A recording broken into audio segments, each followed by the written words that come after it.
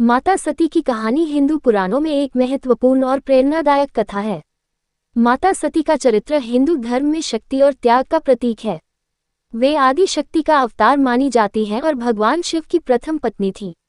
उनकी कथा उनके जन्म, विवाह और उनके आत्म बलिदान के इर्द गिर्द घूमती है, जो उनके आत्मसम्मान और पवित्र प्रेम को दर्शाती है। माता सती प्रजापति दक्ष और उनकी पत्नी प्रसूति की पुत्री थी। दक्ष ब्रह्मा जी के पुत्र और अत्यंत प्रभावशाली राजा थे। सती का जन्म देवी आदिशक्ति के अवतार के रूप में हुआ था।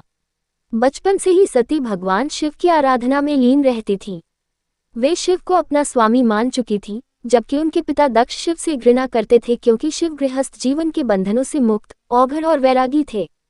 सती का मन भगवान शिव में अनुरक्त था। उन्होंने कठोर तपस्या की ताकि वे शिव को पति रूप में प्राप्त कर सकें।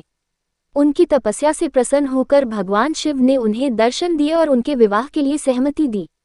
दक्ष शिव को दामाद रूप में स्वीकारने के लिए तैयार नहीं थे, लेकिन ब्रह्मा जी और अन्य देवताओं के कहने पर उन्हें यह विवाह स्वीकार करना पड़ा।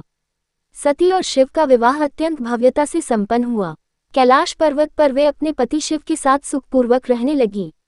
एक बार प्रजापति दक्ष ने महायज्ञ का आयोजन किया और सभी देवताओं, ऋषियों, मुनियों को आमंत्रित किया, परंतु भगवान शिव को आमंत्रण नहीं भेजा।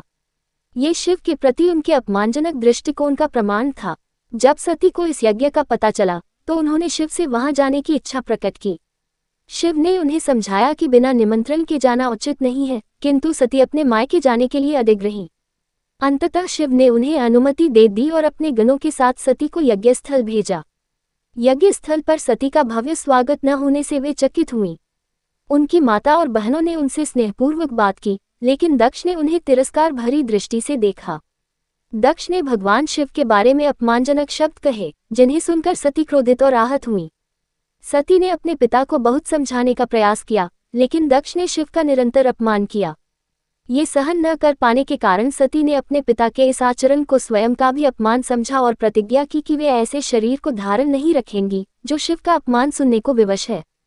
सती ने योगाग्नि द्वारा स्वयं को भस्म कर लिया। ये घटना यज्ञ स्थल पर उपस्थित सभी लोगों के लिए अत्यंत भयावह और हृदयविदारक थी। सती के आत्म बलिदान से भगवान शिव अत्यंत क्रोधित हुए और उन्होंने वीरभद्र को उत्पन्न किया, जिसने यज्ञ को नष्ट कर दक्ष का वध किया।